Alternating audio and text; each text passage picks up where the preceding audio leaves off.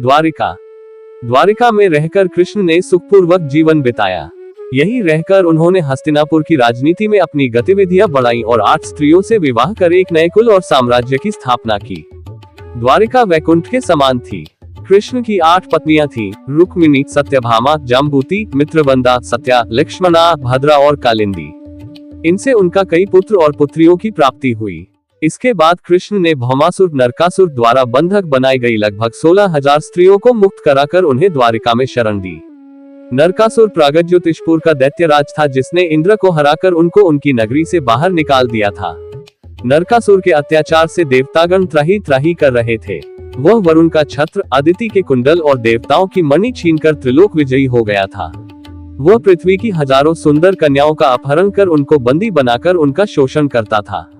मुक्त कराई गई ये सभी स्त्रियां कृष्ण की पत्नियां या रखेल नहीं थी, बल्कि उनकी सखियां और शिष्या थी, जो उनके राज्य में सुखपूर्वक स्वतंत्रता पूर्वक अपना अपना जीवन यापन अपने तरीके से कर रही थी।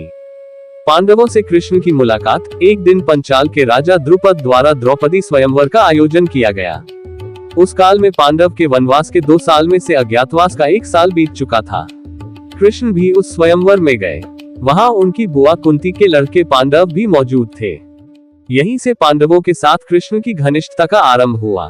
पांडव अर्जुन ने मत्स्य भेद कर द्रौपदी को प्राप्त कर लिया और इस प्रकार अपनी धनुर्विद्या का कौशल अनेक देश के राजाओं के समक्ष प्रकट कर दिया। अर्जुन की इस कौशलता से श्री कृष्ण बहुत प्रसन्न हुए।